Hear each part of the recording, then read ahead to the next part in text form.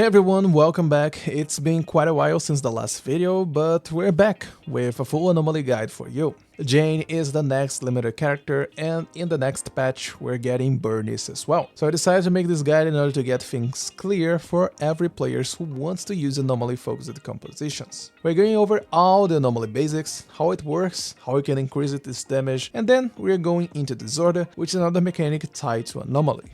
Ready? Let's go. Anomaly is another type of damage that is available to every character in the game. If you ever played other Hoyo games, then Anomaly is somewhat similar to the Elemental Mastery from the Genshin Impact and Break Effect from Honkai Star Rail. They are secondary types of damage that some characters can specialize in it. Every time you deal attribute damage to the enemy, you're going to feel this Anomaly meter. Once it's full, you can trigger it and it's going to deal damage and apply some sort of effect on the enemy based on the attribute used.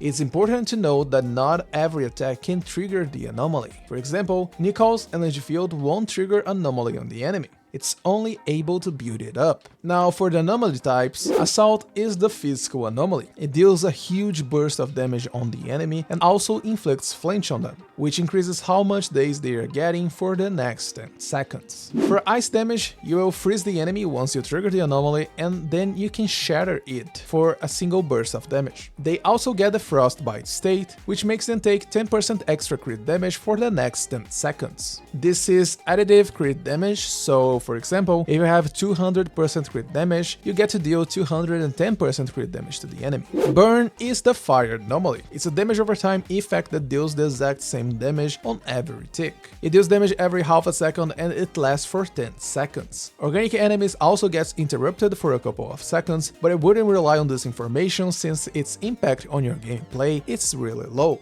Shock is the electric anomaly. It's not exactly a damage over time, but more of a coordinated or follow-up damage that you can trigger when you deal damage to the enemy. Every second you can trigger this and it lasts for 10 seconds. Finally, we have Corruption, which is the Ether anomaly. It's similar to Shock, where you can get an extra damage on hit, but instead of every second, you can trigger it every half a second. Anomaly also has some unique characteristics that you need to keep in mind. The first one is that you can only build up anomalies of the same attribute as your character. For example, MB, who deals both physical and electric damage to the enemy, can only build electric anomaly. Second, anomaly damage usually cannot deal critical damage. I say usually because we're getting Jane, and as seen on the 1.1 story quest, Jane has access to critical assault damage. Maybe in the future we can get even more units that can break this and other anomaly rules. So pay attention to specific kits and effects that we're going to get in the future.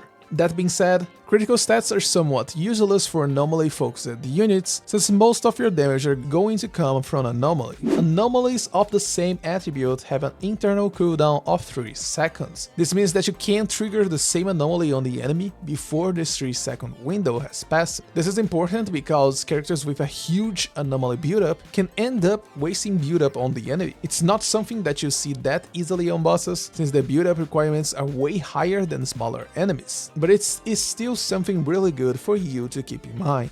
Your stats are snapshotted when you're building anomaly on the enemy. And this is really important for you to keep in mind, because what this means is that your stats are getting recorded whenever you deal some damage that contributes to this anomaly meter. Some people may actually think that what matters is your stats when triggering the anomaly, which isn't true. This has a lot of other implications that you need to keep in mind. For example, the Fanged Metal 4-piece effect only works after you trigger assault on the enemy. This means that the very first anomaly won't benefit from this 35% damage increase. But every damage you deal to the enemy during this 12-second window will benefit and gets recorded on the anomaly meter. Even after the 12-second window expires and you don't have the Fanged Metal effect anymore, all the damage and contribution you already did on the anomaly meter will still get this 35% damage. The same goes for Thunder Metal. Grace, for example, won't benefit from the increased attack on the very first shock. As you can imagine, this also means that for damage over time effects, getting increased attack while the anomaly is on the enemy won't impact in the damage it deals. Finally, the anomaly damage is based on all sources of contribution to the anomaly meter. For example, if Grace builds up 50% of shock and Rina the other 50%, this means that you get an average damage of both Grace and Rina stats. Bang boosts are an exception, since they can build up anomalies on the enemy, however, they won't contribute to the damage. This means that if your Bang Boo contributed with 1/4 and Piper did the other 3/4, this means that only Piper stats are used, and it's the same thing as Piper building 100% of the anomaly meter. Now that you know how anomaly work and their unique characteristics, it's time for you to understand how to increase the damage and build up on enemies. Let's start with the build up. Every skill and attack has a different build up on enemies. Sadly, this information isn't available for us, and the only way to check it is by looking at the anomaly meter on the enemy. The only thing that I know for sure, based on my tests, is that every enemy of the same tier has the same build-up requirement.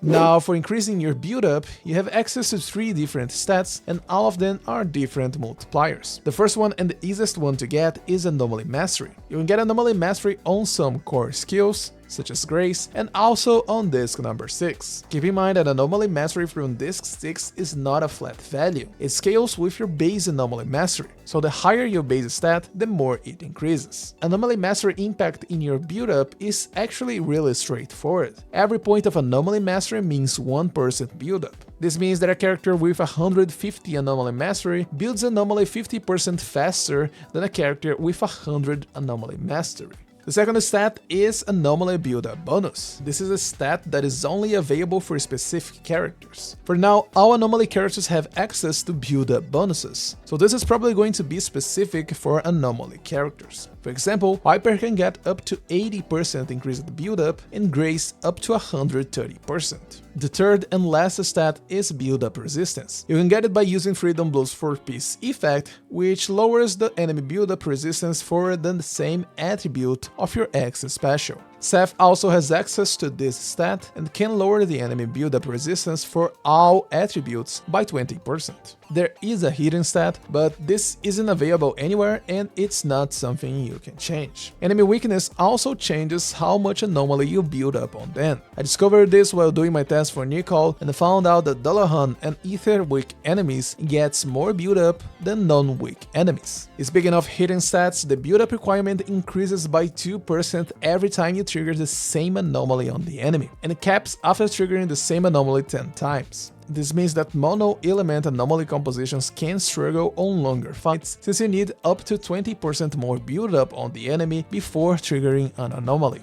All of these stats are multiplicative, so getting increased Anomaly Mastery with increased build-up will result in a higher build-up than going only for one of these two. Now for the damage itself, Anomaly scales with Anomaly Proficiency and pretty much everything as your default damage minus the crit stat. This means that your level and all sources of damage bonuses, attack, and other multipliers all work alongside your Anomaly damage. It's really important to note here that your level has doubled the impact in your Anomaly damage. That's because not only there's your level coefficient in order to calculate your defense multiplier, Anomaly damage also takes into account another stat called Buff Level Multiplier that is also directly tied to your level. For the damage bonus part, it's important to know that we're not only talking about elemental bonuses. For example, Juyuan core skill gives up to 80% increased damage when using shot shells on a stunned enemy.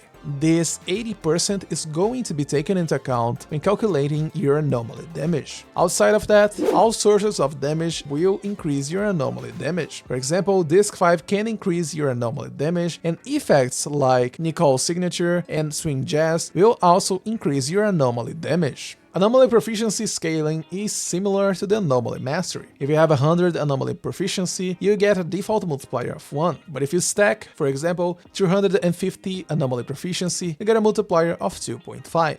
And so go on. You can get Anomaly Proficiency on your disc number 4, but also get in every other disc as a substat.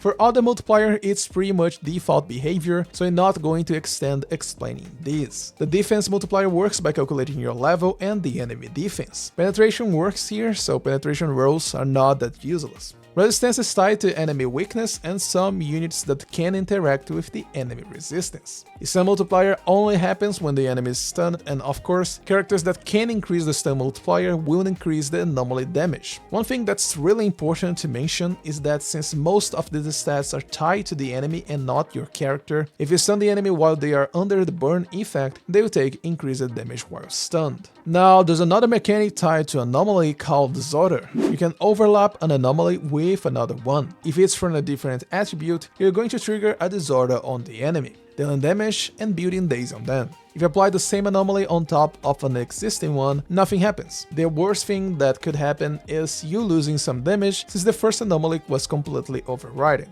Disorder kind of fixes this by dealing extra damage to the enemy while taking into account the remaining duration of the first anomaly. Disorder follows the same rules as Anomaly. This means that it scales with the exact same stats, and all damage from the Disorder is going to be based on the stats of the first anomaly. This means that changing your stats while the anomaly is already on the enemy won't impact in your Disorder damage. Disorders have a base damage of 450% plus the remaining duration of your first anomaly rounded down. For Assault and Freeze, you still get to deal some extra damage based on the remaining duration of the Flinch and Frostbite debuffs, however, it's really low when compared to other anomalies. Disorders also build Daze on the enemy. I don't know the exact multiplier value for the Disorder Daze, however, from my tests and other information shared with me, I know that your impact stat and Daze bonuses will get snapshotted in order to calculate the Disorder Daze value. This was fixed in the 1.1 update, and it makes things really interesting for Disorder-focused compositions. For now, the only source of Daze bonus that we have access is Shockstar Disco for Peace Effect, and this is something that feels really niche for Anomaly or Anomaly support units. If we get access to new sources of Daze bonuses in the future, this means that we can actually run a Disorder team without worrying too much about losing the damage potential from the stun multiplier. Now that you know how Anomaly and Disorder works, you're more than ready to build up your favorite Anomaly unit. But here are some extra tips and points to increase your damage. Anomaly units feels cheaper to build because you don't need to worry about your crit ratio. At the same time, increasing your damage potential and disc stats can be quite a problem, since for substats Anomaly proficiency is always your top priority. So you still need to get some good luck in your rolls to get increased Anomaly proficiency. You also don't need to level up skills on the same priority as you would level for attacker units. That's because increasing the skill level won't increase the build-up or the Anomaly damage, it only increases the skill damage itself. That being said, just because your main source of damage is Anomaly, it doesn't mean you should keep all your skills at level 1, especially if you're going for an on-field unit. Finally,